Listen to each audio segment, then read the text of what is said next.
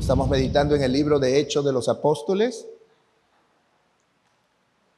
y quedó pendiente la segunda parte y vamos a leer el pasaje de Hechos capítulo 6 para leer del verso 1 al verso 7. Amén.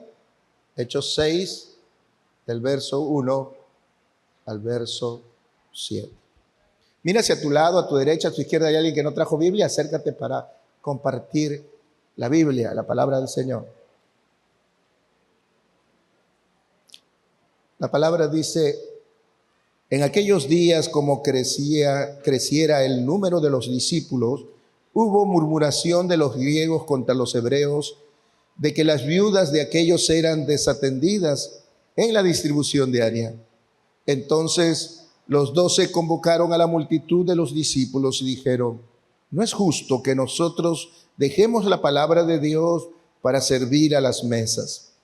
Buscad pues, hermanos, de entre vosotros a 7 varones de buen testimonio, llenos del Espíritu Santo y sabiduría, a quienes encarguemos este trabajo. Y nosotros persistiremos en la oración y en el ministerio de la palabra. Agradó la propuesta a toda la multitud y eligieron a Esteban, varón lleno de fe y del Espíritu Santo, a Felipe, a Prócoro, a Nicanor, a Timón, a Parmenas y a Nicolás, prosélito de Antioquía, a los cuales presentaron ante los apóstoles, quienes oraron, les impusieron las manos, y crecía la palabra del Señor, y el número de los discípulos se multiplicaba grandemente en Jerusalén. También muchos de los sacerdotes obedecían a la fe. Amén. Que Dios bendiga su palabra, estemos atentos a ella. La semana pasada hablábamos de que no debemos extrañarnos de los problemas, amén. Siempre va a haber problemas y una de las cosas por cuales hay problemas es porque estamos vivos. Habíamos dicho, los únicos que no tienen problemas son los muertos. Así que si tú no quieres tener problemas, ya sabes qué pedirle a Dios. Pero no le pidas que te quite los problemas. Porque Dios, a pesar que Dios lo permite, es el diablo quien los manda. Pero es Dios quien lo permite en una iglesia llena de su espíritu y llena de vida y de poder, porque Dios tiene propósitos en presentarte los problemas y las dificultades en tu vida y en medio de su iglesia. Y habíamos dicho que uno de los propósitos era para poder crecer sanos, para poder madurar en la vida. Hermano, en este tiempo donde tenemos la generación de cristal, donde tenemos la generación Z, donde son tan frágiles, donde no pueden aguantar ni siquiera una media mirada mala, ya se derriban, son depresiones de muchos días, porque le hicieron una mirada que ellos sintieron que lo golpeó. Entonces, esa gente no ha crecido, de tal manera que la madurez no viene con los años que tengamos, la madurez viene con las dificultades que hemos atravesado, con los problemas que hemos aprendido a resolver. Y por eso es que Dios permite en su iglesia los problemas, para que tanto usted y yo crezcamos sanos. Amén. Así que si usted está en problemas, dese por bendecido de Dios. ¿Cuántos están en problemas? Usted es un bendecido. Dile que está a tu lado, usted es un bendecido, dile. Y si tiene muchos problemas, dile, muy bendecido estoy. Quizás por eso los japoneses dicen que en el idioma japonés la palabra problema significa oportunidad. Y a veces nosotros los latinos vemos más bien dificultad, nos queremos desgarrar los polos, todo, en vez de decir Dios me está construyendo, Dios está formando, me está madurando, amén. Y les decíamos la semana pasada, quizás por eso Dios te dio el esposo que tú tienes, la esposa que tú tienes, para que maduremos, para que no andemos tan infantiles y nos sacudan y nosotros aprender a poder crecer y madurar. Amén. Entonces, también habíamos mencionado la semana pasada que el problema que se registra en el capítulo 6 de Hechos era un problema que es muy frecuente, no solamente en esos tiempos, sino también en medio de nosotros. Y es un problema muy común. Como es frecuente y común, muchas veces pensamos que no es grave. Muchas veces pensamos que no es muy importante porque todo lo hace. Y es tan frecuente este problema que el programa que mantiene los ratings más altos en nuestro país es la Magali TV. Porque es el mismo problema que está presentando aquí. Quejas y murmuraciones. Así dice el versículo 1, ¿no? En aquellos días, cuando creciera el número de los discípulos, hubo murmuración. Y habíamos dicho que, aunque nosotros lo veíamos tan simple, tan común ese problema o ese pecado, Dios no lo veía así. Dios no lo veía tan sencillo, la murmuración o la queja de su iglesia. Dios le ve tan serio a este problema y lo toma Dios como un asunto personal. Es como cuando yo me quejo, yo murmuro de alguien. Yo lo que estoy haciendo es diciendo que Dios se ha equivocado, que Dios me ha dado una suerte que yo no merecía. Yo merezco una mejor suerte, pero la suerte que estoy teniendo no me merezco. Y con eso, dice el libro de Números, como hemos leído la semana pasada, nos quejamos a oídos de Dios. Dios oye nuestras quejas. Dios oye nuestras murmuraciones. Este pecado es tan grave delante de los ojos de Dios y tan peligroso para mi vida y para vuestra vida, que este es el pecado que impidió que el pueblo de Israel logre la bendición eterna de Dios. La murmuración y la queja metido en el corazón del pueblo de Israel impidió que lo que Dios prometió que le iba a dar, diga a Dios, no te doy. Que lo que Dios dijo, vas a entrar a esa tierra hermosa, Dios dijo, no entras. Pero no solamente impidió eso, ese pecado, sino que levantó en contra de él algo que Dios no tenía para ellos. Y Dios dijo, lo que tú has dicho que iba a pasar, así que te pase. Es impactante ver cómo Dios no toma en poco nuestras quejas y nuestras murmuraciones. Por eso que usted y yo debemos cuidar nuestras bocas. Pero antes de cuidar nuestras bocas, decíamos la semana pasada, cuida tu corazón, porque lo que tú hablas sale de tu corazón. No lo hablas sin pensar, lo has tenido guardado ahí. Lo tienes, lo tengo yo. Por eso es que la Biblia dice, sobre toda cosa guardada, guarda tu corazón. Porque de ahí va a salir la alegría de la vida, el gozo de la vida, el aprender a disfrutar en medio de las dificultades, en medio de problemas y opresiones. Disfrutar la vida sale del corazón. Y cuando el corazón, en vez de tener tesoros buenos, como son las promesas de Dios, las verdades de Dios, las victorias de Dios, se ha llenado ese corazón de las mentiras del diablo, se ha llenado ese corazón de los temores de la vida. Entonces eso es lo que va a salir de la boca.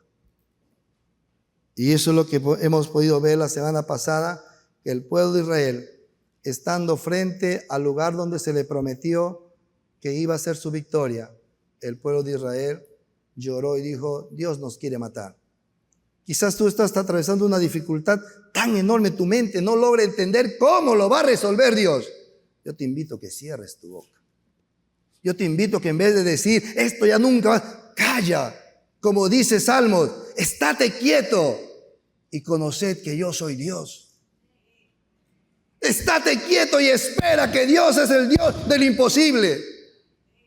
Pero sin embargo nosotros hablamos y hablamos frente a Dios y Dios dice lo que tú dices y lo que tú creas te sea hecho.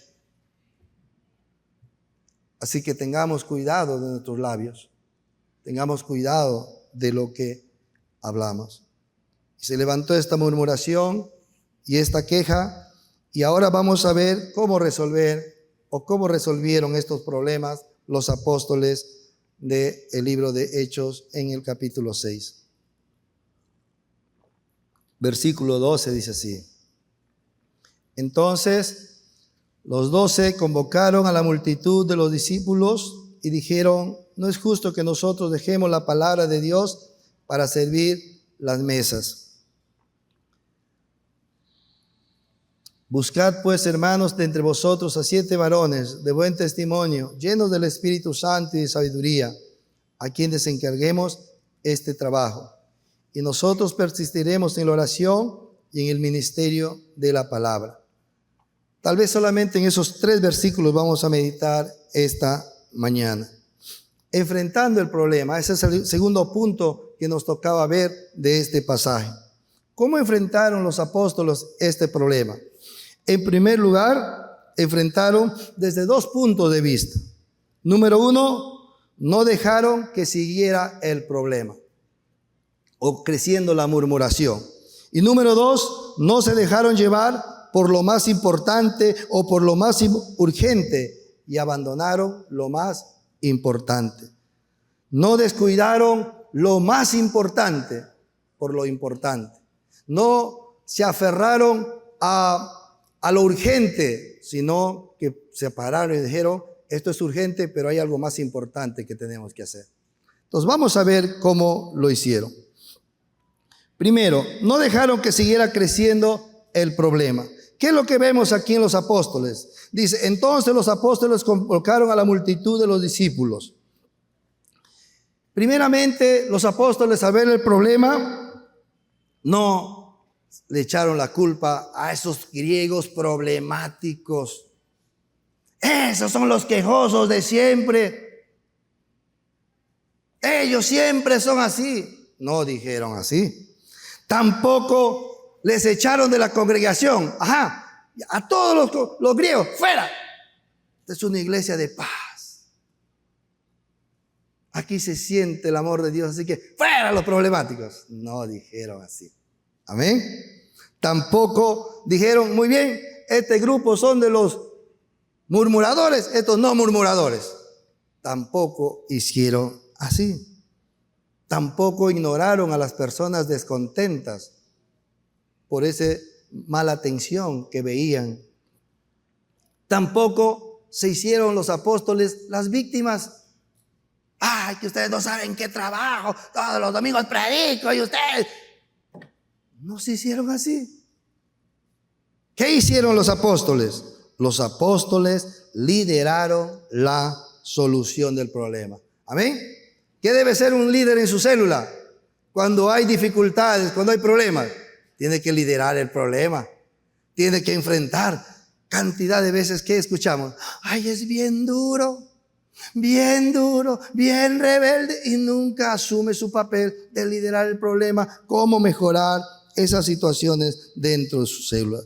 Ellos reconocieron que hay un problema, no se esconden, saben que ese problema no va a desaparecer con el tiempo, no va a desaparecer por sí solo, así que mejor enfrentar el problema, resolverlo y tomar las medidas correctivas. Y en estos 2 versículos vamos a ver las medidas correctivas que nos va a hacer muy bien a nosotros aprender. Por eso que venimos a la Biblia. A la Biblia venimos no solamente para escucharle, alegrarnos y salir de aquí y olvidarnos. Y el domingo otra vez. A la Biblia venimos porque en la Biblia hay bendición, hay consejo para poder resolver nuestros asuntos, nuestras dificultades y poder seguir creciendo en el conocimiento del Señor. Amén. ¿Cómo lo resolvieron? ¿Cuáles son las indicaciones de los apóstoles? Dice así, versículo 3. Buscad pues, hermanos, de entre vosotros a 7 varones de buen testimonio, llenos del Espíritu Santo y de sabiduría, a quienes encarguemos este trabajo. Los discípulos están dando algunas directrices de cómo tiene que ser y cómo tiene que iniciarse la solución. Lo primero que ellos dicen es: busquen pues, hermanos, de entre vosotros a 7 varones. En la iglesia, amados hermanos, no se trata de comprar los servicios. La iglesia no ha crecido ni ha nacido para tener gente contratada. La iglesia ha nacido y se ha levantado para que el Hijo de Dios, los hombres que han sido salvados de Dios, puedan reconocer, como dice 1 Corintios capítulo 1, que somos deudores de esa preciosa sangre. Y al ser deudores de esa preciosa sangre, yo entrego mi vida, mi tiempo y mi servicio a ese Dios que me perdonó, a ese Dios que me cambió. Pero no solamente al Dios que me perdonó, que me cambió, sino a ese Dios que me está preparando una buena mansión allá. Amén. Yo siempre he visto la Biblia de ese punto de vista.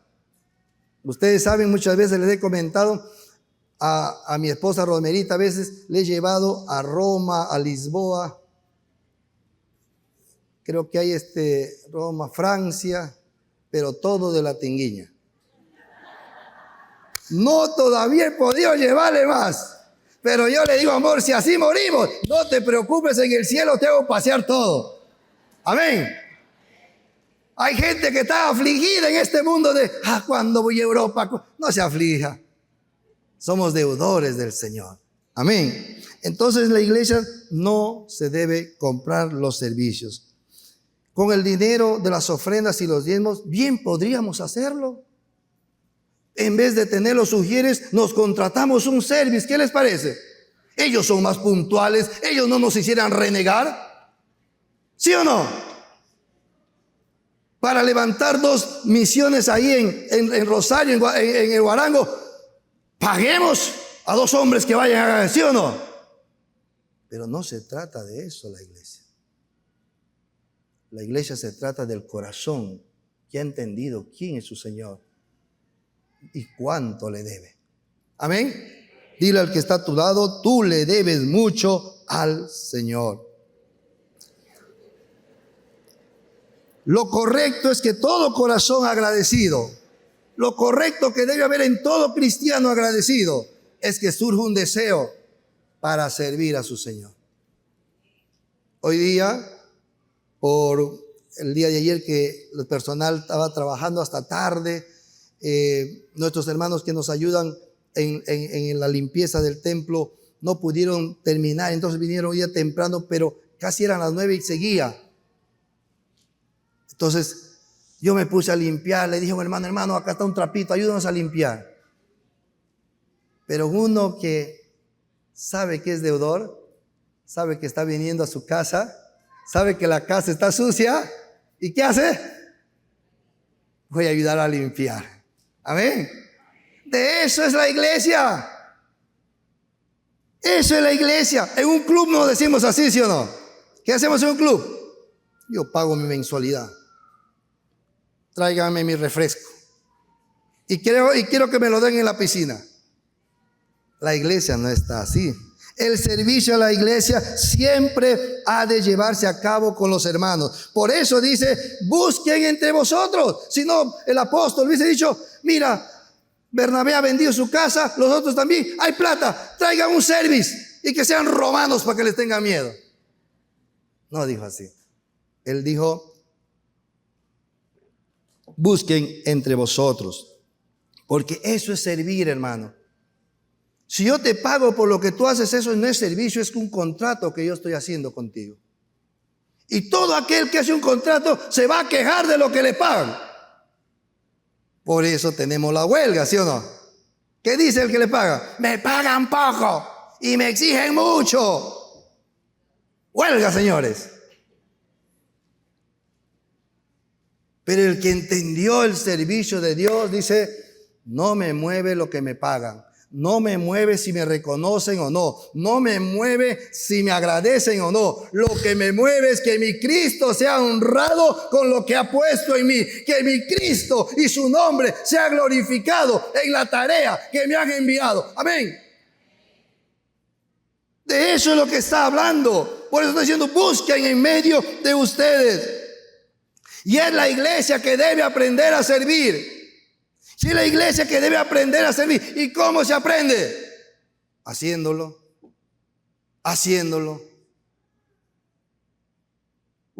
dejándose usar por el Señor. Así que no es cuestión de tener o no tener dinero. Incluso teniendo dinero, no se debe contratar. Se debe permitir el servicio. Porque eso es lo que hizo nuestro Maestro. Eso es un entendimiento que mi Cristo ha dado todo por mí y yo también debo darle todo. Aunque los que recibimos el servicio podamos reconocer al que nos sirve y podemos agradecerle y podemos bendecirle, pero el que sirve no está buscando ese reconocimiento. Amén. Los que estamos servidos por aquel hermano, por aquel hombre que nos bendice, nosotros podemos manifestarle nuestra gratitud, nuestro reconocimiento, pero el que sirve no debe buscar que le reconozcan o que le agradezcan. Por eso que su motor y su motivo, como dijo Grupo 5, debe ser que la gloria se lleve mi Señor. Que su nombre sea glorificado. Cuando yo al predicar, la gente se va salvando. Cuando yo al predicar, la gente va creciendo más en el Señor. Cuando mi pequeño servicio de limpiar una silla, de atender en la música y en muchas actividades más de la iglesia, sea útil para que mi Dios sea glorificado.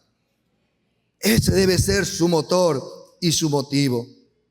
Y gracias a Dios, hermanos, que en medio de nosotros tenemos esos tipos de corazones. Amén.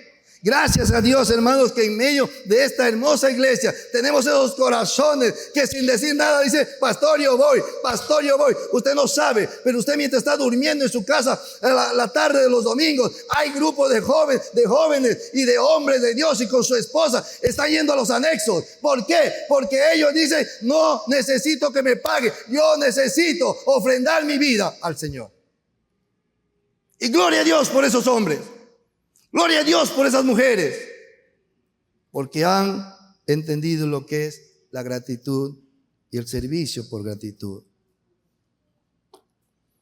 ¿Qué criterios deben tener esos hombres que van a servir?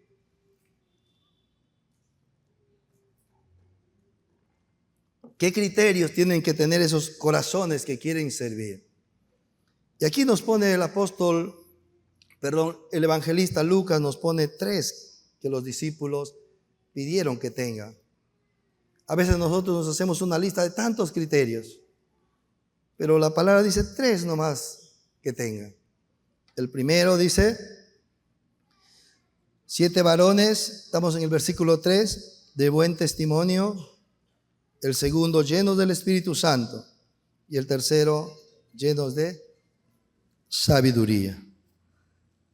3 criterios que tiene que tener todo aquel que debe servir. Los apóstoles, al dar estos criterios, estaban mucho más preocupados por la calidad interna de los hombres que iban a servir. Los apóstoles estaban preocupando lo que hay en su corazón. No estaban preocupados si tenían el talento, si tenían la elocuencia, las habilidades, la gallardía. No estaban preocupados si caminaban correctamente, si se vestían muy bien. Ellos estaban preocupados qué había en su corazón, qué motivaba sus corazones. Y eso, hermano, es algo hermoso. Porque puede ser que tú no tengas gallardía, no tengas elocuencia. Puede ser que tú no tengas ni siquiera un estudio más allá de primaria. Pero sin embargo, estos 3 características lo puedes tener en tu corazón. Y puede ser útil en las manos de Dios. Amén. El primero dice: de buen testimonio. ¿Qué es un buen testimonio? Buen testimonio no significa un hombre o una mujer que nunca falla, que nunca se equivoca. Si esto significaría buen testimonio, no pudiésemos tener nadie sirviendo en la iglesia. Amén. Porque a ver, levante la mano los que fallan. Yo levanto mis 2 manos. Por eso que el buen testimonio no tiene nada que ver con que sean perfectos, que no fallan, que nunca se equivocan. No. sino buen testimonio es aquel que puede mantener su vida limpia. ¿Y qué significa tener la vida limpia? ¿Qué significa mantener mi vida limpia? Si Santiago capítulo 3 versículo 2 dice, si todos ofendemos, y ofendemos de muchas veces y de muchas formas, entonces ¿cómo puedo tener yo mi vida limpia? Pues alguien que mantiene su vida limpia es alguien que cuando se equivoca es capaz de reconocerlo, es capaz de humillarse y de pedir perdón. Es capaz de poder decir, la malogré, yo soy el culpable, perdóneme. Ese hombre es un hombre que ha dispuesto su corazón para mantener un buen testimonio. Su esposa sabe que si su esposo se equivoca, sabe que su esposo va a venir a decirle, amor, metí la pata, yo soy el culpable. No me excuso con nada, yo soy, perdona. Ese esposo sabe que su esposa, cuando falla, va a poder venir donde su esposa y decirle, amor, disculpa, yo soy. Eso es guardar buen testimonio. Aprender a reconocer mis errores, aprender a reconocer mis fallas, humillarme y pedir perdón. Cantidad de gente que ha roto amistades, que ha roto trabajos hermosos, ha perdido solamente por no poder decir, yo fui, perdóneme, lo reconozco. Sino para taparse, digo, no he sido, no. Y todos saben que sí. Pero él dice, no. Por eso que en buen testimonio, y es el carácter que está buscando aquí, es el criterio primero que está buscando aquí el apóstol, que tengan buen testimonio frente a todos. Porque van a servir. Y en el servicio hay muchas cosas. Se encuentra uno con unos temperamentos, unos bravazos, unos melancólicos, unos agitados. Hay de todo, dice. Y si ese hombre no aprende a bajar la cabeza y decir, la malogré, yo soy el culpable, no va a poder hacer bien su servicio. Va a estar siempre con el corazón equivocado y lastimado. Este hombre ha aprendido a quitarse la mancha y mantener limpio su testimonio a través del perdón y la reconciliación. Gracias a Dios que también en medio de nuestra iglesia hay lindos servidores así, que al equivocarse se acercan y veo yo cuando dicen discúlpame, yo me he equivocado. Perdóname, no lo hice como debería haberlo hecho. Y qué bonito que no se rompen las amistades, qué bonito que no se quiebran el servicio, sino que permanecen, porque han entendido que ellos valoran mucho su buen testimonio. Amén. Si tú valoras el buen testimonio, sé un hombre así. Reconoce cuando fallas. Sé como David no se excusó. David no dijo, Betsabé, yo le dije que venga, pero yo no le obligué, solita vino. Ella fue. David no dijo así. David dijo, yo he pecado contra Dios. Yo lo hice mal. Y por eso Dios dijo, tu pecado te ha sido perdonado. Amén. El segundo criterio que dice la palabra es que sean llenos del Espíritu Santo. ¿Qué significa estar llenos o ser llenos del Espíritu Santo? Ser llenos o estar llenos del Espíritu Santo significa estar llenos de la palabra de Dios, a tal punto que tu vida, tus relaciones, tus reacciones emocionales sean guiadas por la palabra de Dios en todas las cosas que vayas a hacer. Algunos estudiosos de la Biblia a esa llenura de la palabra le llama llegar a tener una mente bíblica, una mente espiritual, una mente que cuando hay situaciones en la vida inmediatamente reacciona con las promesas, con las verdades de la palabra y se mantiene ahí. Efesios capítulo 5, por causa del tiempo no voy a leerlo, pero Efesios capítulo 5, quisiera llevarles a Efesios capítulo 5, versículo 18, y inmediatamente hablan también Colosenses capítulo 3, y dice así, Efesios 5, dice, no os embriaguéis con vino, en lo cual hay disolución, antes sed llenos del Espíritu Santo. Inmediatamente después de eso viene una relación de lo que es ser llenos del Espíritu Santo. ¿Qué es ser llenos del Espíritu Santo? Dice, hablando con cánticos entre vosotros, himnos, cánticos espirituales, cantando, alabando al Señor en vuestros corazones. ¿Cuál es la manifestación de alguien que está lleno de la palabra, lleno del Espíritu Santo? ¿Cuál es?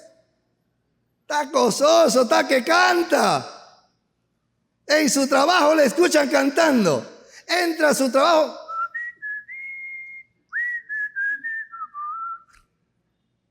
Porque su corazón está tan gozoso que no hay cómo impedirle que cante. ¿Amén? ¿Cuál es otra característica? Dice, dando gracias por todo al Dios y Padre en el nombre de nuestro Señor Jesucristo. ¿Cuál es la siguiente característica de alguien que está lleno? Es agradecido en todo. Agradece a Dios en todo, por todo. ¿Hay alguien así que sea agradecido por todo? Gracias, Señor, por esos preciosos líderes que me has dado. Gracias, Señor, por ese hermoso pequeño grupo de célula que me has dado. Gracias, Señor, porque me has visto. Señor, ni yo creo que sirvo para ir a hacer una misión, pero me estás mandando. Gracias, Señor. Que Dios nos libre que cuando Él nos envía, nosotros estemos renegando. El hombre lleno del Espíritu Santo está agradecido. La tercera señal, Él dice, someteos los unos a los otros en el temor de Dios. Un hombre lleno de la palabra de Dios, una mujer llena de la palabra de Dios, es una mujer, un hombre sumiso. ¿Y cómo muestra la mujer su sumisión? Sometiéndose y sujetándose al hombre. ¿Y cómo muestra el hombre su sumisión? Amando a su esposa como Cristo amó a la iglesia. ¿Y cómo muestra los hijos su sumisión? Obedeciendo a sus padres.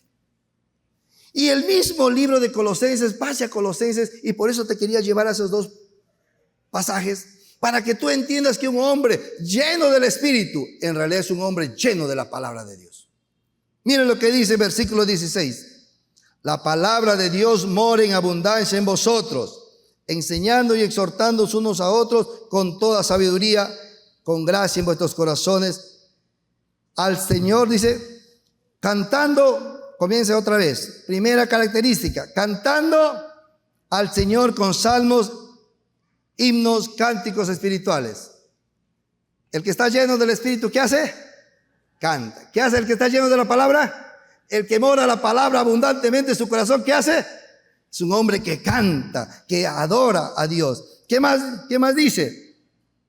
Y todo lo que hacéis, sea de palabra o de hecho, hacedlo todo en el nombre del Señor, dando gracias. El hombre que está lleno de la palabra, ¿cómo hace las cosas?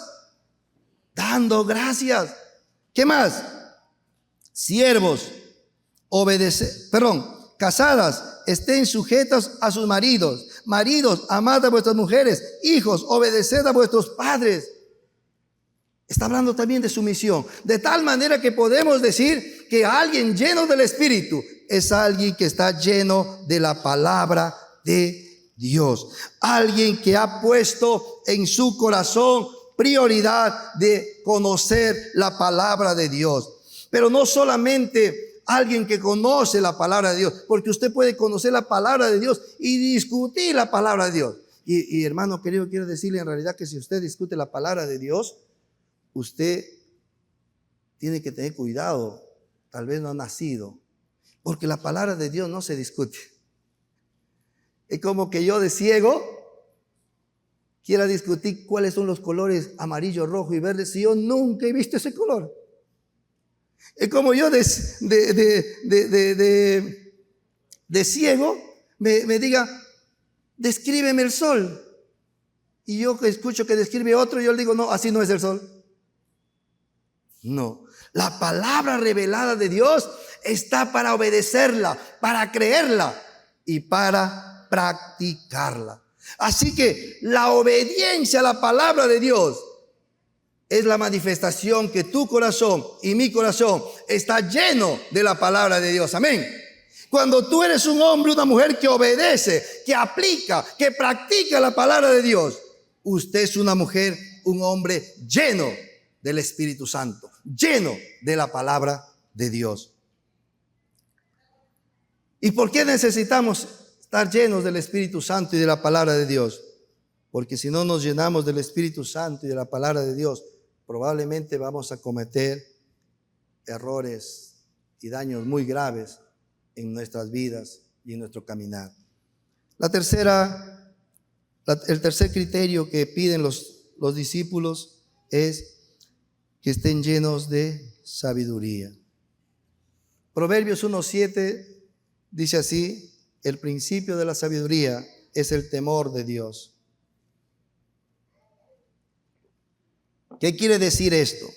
Que el temor de Dios es esencial para obtener sabiduría, pues la sabiduría va a venir de una revelación de Dios a tu corazón, de una comunión constante con Dios, y ahí desciende la sabiduría al corazón, de una relación de dependencia, de una relación de sumisión a la voluntad de Dios. Esa es la clave de la sabiduría.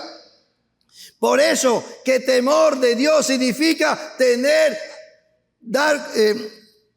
en cuenta a Dios en todos nuestros asuntos, en todas nuestras decisiones, en todo lo que nos proyectamos. Temor a Dios es: voy primero a consultar a Dios. Cantidad de gente viene a ayunar, pero ya habiendo hecho el plan, ya habiendo trazado todo como quieren ellos, y vienen a decirle a Dios: Dios, tú bendice porque yo ya lo vi y sé que es perfecto. Se parece a muchos jóvenes que se acercan a su papá y le dicen: mamá, te voy a presentar a mi novio. Hijita, pero si ni me has presentado al enamorado como al novio. Es que tú eres una vieja anticuada y ya sé lo que vas a decir, así que mejor, ahí está. Y si no me lo aceptas, me voy. ¿Y qué hace la mamá? Bueno, ya, hijita, bueno. Y nosotros pensamos que así también va a ser Dios. Dios, aquí te vengo a poner mi sueño. Y si no lo haces, vas a ver que ya no voy a la célula, no voy a la iglesia, me voy a poner y no voy. Y Dios te va a decir: ay, mi Chabelita, no quiero que seas así. Te voy a bendecir para que andes contenta, feliz. No. A Dios no lo podemos manipular así. ¿Y sabes por qué Dios no lo podemos manipular así? Yo quiero que esto aprendas. Porque Dios no envejece, tú sí. Él te va a decir: muy bien, ¿no quieres todavía? No te preocupes, yo te espero, pero así va a ser el plan. No, que no. No, yo te espero, no te preocupes. Y a los 80 años, ya Señor, quiero hacer tu voluntad. Y el Señor nos envejece. Así que mejor dile al Señor: te voy a tener en cuenta en todo lo que me proyecto, en todo lo que planifico, porque tú sabes el mejor plan para mi vida. Amén. Y ya lo malogré una vez, ya lo malogré otra vez. ¿Por qué voy a seguir malogrando? Ahora dispongo mi corazón para tener en cuenta al Señor. Y eso es lo que buscaban, hombres llenos de esa sabiduría, del temor de Dios, hombres que saben decir: no, Dios dice así, no lo hacemos. No, Dios dice esto, no me muevo. Dios es un Dios que busca lo mejor para ti. Y es sabio seguir su consejo. Es necio el hombre que se sigue a sí mismo, a sus propios pensamientos. Es que yo lo siento. La Biblia dice que tu corazón es engañoso y perverso. No importa lo que sientas. Si Dios dijo que es verde, es verde. Amén. Pero yo lo siento rojo. Mis latidos dicen que es rojo. Yo siempre he tenido sueños y cuando sueño, yo sé. No importa que sueñes, no importa que sientas. Si Dios dijo que es verde, es verde. Amén. Él no se equivoca. Por eso que en Jeremías 17, 7 y 8 dice así: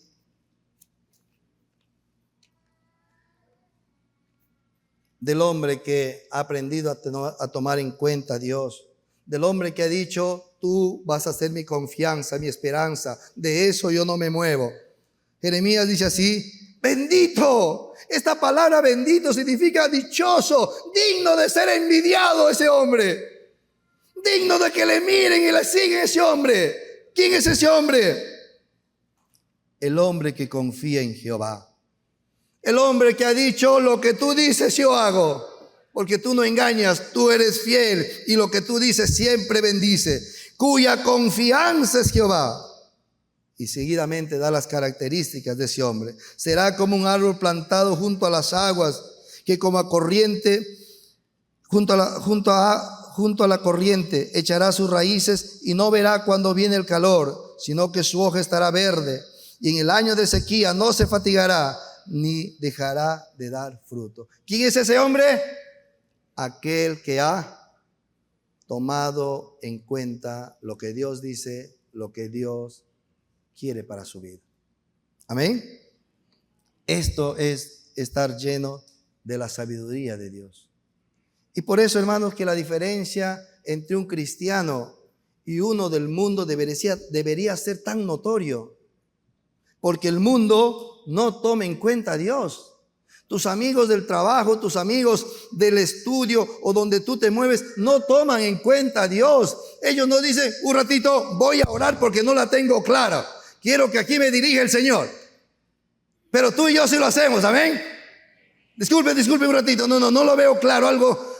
Algo está medio feo. Un ratito, voy a orar. Voy a buscar a Dios. Quiero agarrar su palabra porque quiero aprender a decidir. Yo lo tomo en cuenta. En cambio, el mundo no toma en cuenta a Dios.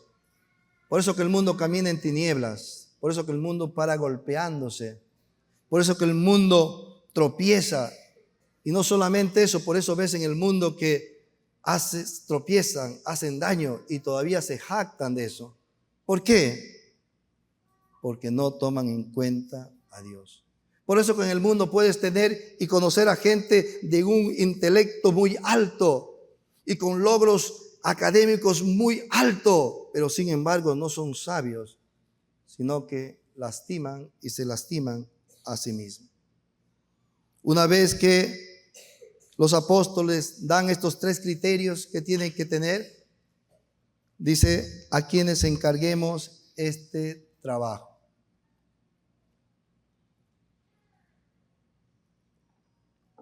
Parece que esta frase en este versículo, en el versículo 3, parece que no dice mucho. 3 criterios a quienes les vamos a encargar este trabajo. Hombres que tengan sabiduría, hombres llenos de la palabra, hombres de buen testimonio, a quienes encarguemos este trabajo. Pero esta frase quiere decir que sean hombres disponibles, dispuestos, pero también disponibles. De esto hace algunas semanas hemos hablado de qué es ser dispuesto. Ser dispuesto es querer hacer algo, anhelar hacer algo. Yo quiero hacer algo. Yo veo que hay domingos que no viene un baterista. Yo quiero tocar mi batería. Quiero hacerlo. Yo sé. Eso es un hombre con un corazón dispuesto. Yo quiero quiero predicar porque Pastor Panchito un poquito le sale feo sus palabras. Yo quiero predicar bonito. Es un hombre dispuesto. Yo quiero enseñar, yo quiero abrir mi célula. Hombre dispuesto. Pero la otra característica que falta es que sea hombre disponible. Hace tiempo atrás vino una hermana a pedir que quería apoyar en los niños. Al inicio de la pandemia, saliendo ya de la pandemia, no había muchos para poder ayudar en los niños. Pastor, quiero ayudar en los niños, no sé qué. Soy profesora de inicial, pastor. Entonces, excelente. Muy bien, le dije, ya, muy bien. Pero quiero decirte cómo es este trabajo. Es todos los domingos, llueva, no llueva, haya trueno, no haya trueno. Pero no solamente todos los domingos, sino vas a venir a la reunión con tu líder para que vean qué van a hacer los del domingo. Luego vas a tener que tener tu relación de niños para que les des un telefonazo en la semana. ¿Qué dices? entonces puedo solamente hasta abril, hasta marzo, porque en abril entro a trabajar. ¿Qué significa eso? Un hombre, una mujer disponible, dispuesta, pero no disponible. La disposición está bien, pero se necesita disponibilidad para que esto se haga efectivo. Esa disponibilidad solo es posible cuando alguien ha aprendido que es deudor de Cristo. Solamente cuando alguien ha entendido que debe a Cristo, es alguien que se atreve a decir, yo voy y lo voy a hacer para que su nombre sea glorificado. Al terminar estos 3 criterios y esta necesidad de disponibilidad, ¿qué dices tú? ¿Te parece esto difícil? ¿Te parece difícil tenerlo? Aparentemente sí. Aparentemente tú me puedes decir, pastor, no tengo tiempo para leer todo el día en la Biblia. Estoy trabajando en mi carácter, que todavía soy medio renegón. Todavía no sé, me cuesta pedir perdón, me cuesta, Señor. Pero quiero decirte que estos requisitos no solamente son para los 3 que están escritos acá. Estos requisitos se buscaba en cualquiera que pertenecía al pueblo de Dios. O sea, en ti y en mí. Por eso que los apóstoles dicen, busquen en medio de ellos. Ahí hay hombres que tienen esas cualidades, esos requisitos. Y tal vez hoy día tú digas, yo no cumplo esos requisitos para servir. Me falta buen testimonio, me falta estar lleno del Espíritu, me falta ser sabio en mis decisiones, necesito más. Pero quiero decirte que no te olvides que el hombre, el maestro que tú tienes, ha sido el más grande servidor del mundo. Jesucristo fue el que sirvió con más fuerza, con más dedicación al hombre. Y quiero decirte esta mañana que Él vive en ti, que su Espíritu mora en ti. Y entonces, ¿por qué no servimos de esta forma? Porque el diablo por muchos años nos ha seguido mintiendo que no eres así, que tú has tenido muchas heridas, que hay que sanar todavía el pasado, que tienes que pasar por 1, 2, 3, todavía 3 retiros, recién tal vez puedes tener alguno. Quiero decirte que no es así. En el libro de Mateo capítulo 11, 12. Dice así la palabra de Dios. Quiero ir rápido dice así: desde los días de Juan Bautista hasta ahora el reino de los cielos sufre violencia y los violentos lo arrebatan. Mateo en este versículo está refiriéndose a la intensidad de guerra espiritual que sufre el reino de los cielos. Pero también se está refiriendo a la intensidad que va a requerir para perseverar y para alcanzar lo que Dios ya nos ha dado. Cantidad de gente cuando ve este versículo, lo primero que piensa es: Dios, quiero un carro, quiero una casa, quiero un buen estudio. Pero este versículo está hablando de las cosas espirituales. Este versículo está diciendo que tú puedes ser lleno, que tú puedes ser manso, que tú puedes ser humilde, porque ya lo tienes. Ya Cristo vive en ti. Ya toda la esencia de Dios ha sido derramado en ti. Por eso 2 Corintios 5:17 dice: lo viejo ha pasado, ahora todo es hecho nuevo.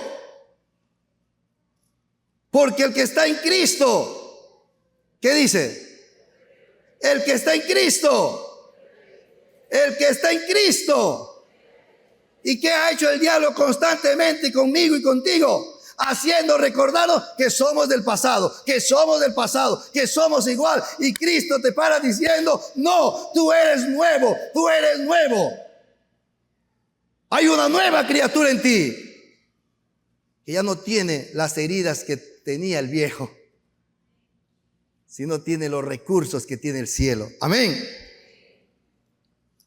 Mateo está diciendo que el reino de los cielos nunca va a ser recibido de una manera pasiva. Ay, cuando quiera. Cuando Dios quiera seré salvo. Cuando Dios quiera, Él me cambiará. Eso es una gran mentira que el diablo ha metido en tus corazones. Por eso que la gente dice, ¿cuántos quieren esta mañana quitarse el miedo? Vengan aquí. Toditos se llenan. Se llena aquí. Y ay, me tocó eso. No se recibe así el Espíritu Santo. No se recibe así las bendiciones del Espíritu Santo. La Biblia dice, los violentos lo arrebatan. Y no estoy hablando de una violencia de manos. Estoy hablando de la violencia de actitud. Que te aseguro que tú lo tienes. Solamente que tú lo has mostrado para alcanzar las cosas materiales. ¿Cuántos han logrado títulos teniendo 2 hijos? Con todos los hijos al colegio, a la universidad, pero ahí están. Y ahí está tu título. Tu maestría con todos tus bebés ahí embarazados, pero ahí está tu maestría. Has visto que eres valiente para lo material. Has visto que lo has tomado con fuerza, pero para lo espiritual no lo haces así. Tú no dices, este mes dejo de estar bronqueándome con mi esposo. Cristo habita en mí. Yo ya no más en eso. Así que si voy a ayunar, ayunaré hasta que esa boca calle. Así que si voy a hacer mi vigilia, voy a hacer hasta que Él me bendiga y cambie mi corazón. Violentos. Porque frecuentemente se encuentran quejas y expresiones duras. Ay, que todo es duro, que esto es duro, que el trabajo es duro para las cosas de Dios. Pero si nos damos cuenta, muchas veces solamente es porque no hemos puesto violencias para arrebatar lo que el diablo nos ha quitado. Para arrebatar con las verdades de Dios, quitar de nuestro corazón las mentiras que el diablo ha puesto. Nunca ha seguido el impulso de Dios. ¿Cuántas veces han pedido ustedes, Espíritu Santo, quiero este año todos los días levantarme a las 5 de la mañana y orar? ¿Cuántas veces han pedido así? Pero ya pasó enero y ya no estamos en eso. ¿Por qué? Porque el Espíritu Santo te sigue impulsando, pero tú, no, ya no es que tengo muchas otras cosas. Pero si sería algo material, si sería algo de dinero, no solamente a las 5, a las 4. Y si es 10,000 más todavía. Y eso habla de mi corazón y de tu corazón. Que tus ojos todavía se han puesto para la tierra. Y Jesús dice, levanta tu mirada al cielo donde está Cristo. Abraham fue violento cuando le dijo, Dios, Abraham, dame tu hijo, sacrifícalo. Y Abraham fue y dijo, acá está, Padre. Y cuando estaba a punto, le dijo, alto. Y por eso que hizo, Dios le dijo, te juro que tú vas a ser un hombre bendecido. David, Moisés fue violento cuando, pudiendo ser el heredero del trono de Faraón, él dijo, no, yo prefiero que me humillen con Israel que estar disfrutando de este Egipto, porque yo sé que hay un mejor galardón y Dios le ha preparado un buen galardón. David fue violento cuando, siendo pequeño, no más de 17 años o 14 años, cuando se iba a enfrentar a Goliat. Y el rey le dice, tú eres joven. Él dice, no, parezco joven, pero yo he peleado con un oso, con león, y cuando venían a atacarme, yo los destruía, porque Jehová estaba conmigo y Él me va a ayudar también con este gigante. Violento para alcanzar. Y después de David se decía, Saúl mata 1,000, David a 10,000. La gente ahora está esperando que Dios haga algo. Dios lo ha hecho todo por ti. Tú necesitas tomar por la fe lo que el diablo te para engañando. Tú no puedes. Qué débil. Cuidado, vas a ayunar. Tu gastritis. Hermano, en el trabajo tú te quedas tus 12 horas, no almuerzas y no piensas en tu gastritis.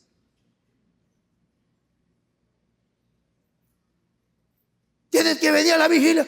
Pastor, yo sufrí insomnio, por eso yo no puedo. Que te quedas hasta las 4 de la mañana mirando tu Netflix.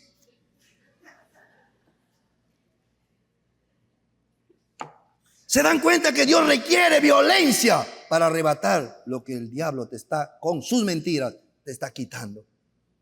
Te está quitando ese carácter que lo podrías tener ya. Te está quitando esa paz que lo podrías tener ya. Te está quitando ese gozo porque estás diciendo, ¿cómo vas a ser gozoso si el mundo está feo? Y la Biblia dice, tranquilo, el mundo va a haber tribulación, pero tú vas a tener mi paz. Tú vas a tener mi gozo. Pero como el diablo nos para engañando, nosotros vivimos más en las voces del diablo que de... Por eso que te quiero decir, todas esas virtudes que se buscaba para que puedan servir al Señor, tú lo tienes, tú lo puedes tener. Pedro fue violento cuando le dijeron, no prediques o te costará la vida, te vamos a meter a la cárcel. Pedro dijo, me es necesario obedecer más a Dios que a los hombres. Pablo fue violento cuando le persiguieron, le golpearon, le tuvieron por muerto. Pero él se levantó, entró al mismo pueblo que le golpearon y siguió predicando. Y por último te quiero contar la historia, y con esto quiero terminar, de Moody. Algunos dicen el mayor evangelista del siglo pasado. Este hombre vivió en los años de 1800, a finales de 1800. No había televisión, no había los medios que ahora tenemos de comunicación. Y sin embargo se dice que este hombre llegó a predicar a más de 1 millón de personas. Nunca pasó el 5º año de primaria. No hizo la secundaria porque era de economía pobre, escasa. Pero escuchó la predicación y se convirtió. Y una vez que se convirtió, yendo a la iglesia, un predicador dijo, el mundo todavía no ha visto lo que Dios hará con, para y por el hombre que se entregue totalmente a Él. Esa frase se lo quedó grabada en la mente. El mundo todavía no ha conocido a un hombre, lo que Dios hará con un hombre, para, por y por Él, cuando un hombre se entrega totalmente a Él. Eso golpeó su corazón y él dijo, el predicador no dijo, el mundo no ha conocido un gran hombre. Tampoco ha dicho, el mundo no ha conocido a un hombre muy intelectual. No, un solo hombre. Yo soy un hombre, dijo. Yo soy un hombre. O sea, yo puedo ser entre decidir y no. Esto solamente está mi decisión. Yo seré ese hombre, dijo él. Y hermanos amados, este hombre comenzó a impactar su ciudad. Llegó a la escuela dominical. En la escuela dominical había 16 niños. Y el pastor le dice, bueno, Moody, ya tenemos, son 16 niños, tenemos 12 maestros, ya mucho. Mira, Moody, ¿sabes qué vamos a hacer? Si tú traes niños, tú les enseñas a los niños. Ah, ya dijo. Jefe. Al domingo vino 20 niños con él. Su escuela dominical era más grande que de los 16.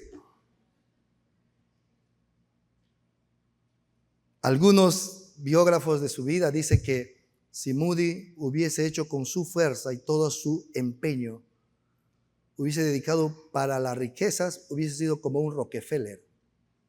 Porque era un hombre muy trabajador, muy esforzado, muy dedicado a hacer las cosas. Pero este hombre llegó a 1 millón de almas predicando.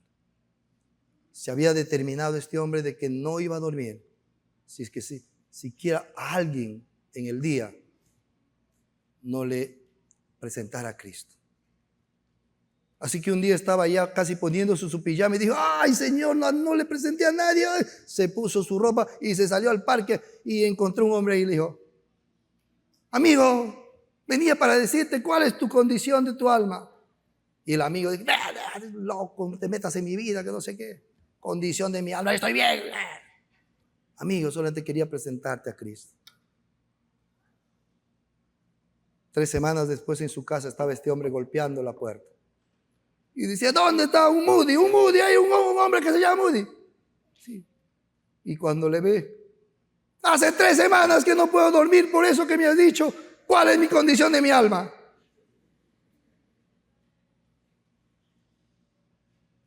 Y Moody le presentó a Cristo. ¿Cómo estamos, hermanos amados?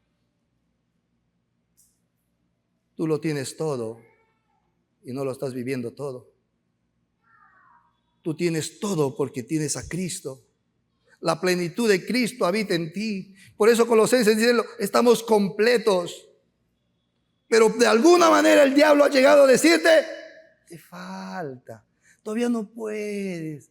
Estás viejito, qué viejito, y hasta tienes problemas del corazón, ya no, eso déjale para los jóvenes. Y a los jóvenes le dice, estás chiquillo, disfruta todavía, le dice. Ya cuando seas viejo lo harás. Y al de la mediana edad le dice, mira, tú no estás ni joven ni viejo, así que trabaja nomás tranquilo. Piensa en tu vejez, le dice. ¿Con qué te vas a jubilar? Pero solamente los valientes arrebatan el reino de los cielos. Cuando llegue tu corazón a tener la misma pasión de Jacob, que revisándose él dijo, soy engañador, soy un mentiroso, soy uno que hace trucos feos, ya no quiero más eso. Y cuando se presentó con Dios, el ángel peleó con él. Y dice que le agarró al ángel y el ángel dice, suéltame, suéltame. Y no te suelto, no te suelto, no te suelto hasta que me cambies el nombre. Violento para querer ser transformado. Violento para que se produzca lo espiritual en la vida. Lo espiritual no se produce en alguien que es vago, en alguien que no se esfuerza. Lo espiritual siempre se va a producir en alguien que apasionado se agarre y dice, no te suelto hasta que tú no me bendigas. Y esta es la decisión que tú debes tomar. Si quieres, continúa pasivo, quieto. O puede ser este año, tu año, dice yo marco la diferencia este año. No vuelva a ser ese hombre, esa mujer quieta, sin pasión. Voy a apasionarme. Señor, me has dado niños, pues esos niños te van a conocer. Y si tengo que pasar ayunando constante, lo voy a hacer hasta ver a mis hijos en tus caminos. Voy a ver a este vecindario, a mi suegro, a mi padre en tus caminos. Lo voy a hacer. Solamente los violentos arrebatan el reino de los cielos. Yo quiero preguntar para terminar esta mañana. ¿Habrá algún violento esta mañana? O tal vez estabas manso y esta mañana quiere decir, yo voy a ser ese violento, Señor. Yo decido ahora terminar con algo que me está martillando y me está quebrando y me está dejando siempre con una vida pasada. ¿Habrá alguien así? Ponte de pie. Ponte de pie y dice, ya no más, yo quiero ser violento. He sido violento para muchas cosas materiales. Ahora quiero ser violento para lo espiritual. Quiero tomar mi lugar en el reino de los cielos. Quiero ser de ese siervo que sabe ser agradecido a su padre. No sé si tú sabes que Dios quiere proveer tu economía, pero no es lo primero que te quiere proveer. Te quiere proveer una buena relación con el cielo. Y secundario se va a producir tu economía.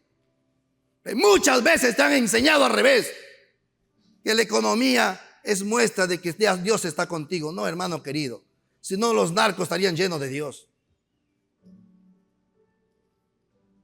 Si no, los corruptos del país estarían llenos de Dios. Están llenos de plata, pero no de Dios.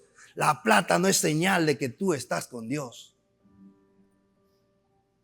La vida espiritual es señal de que tú andas con Dios.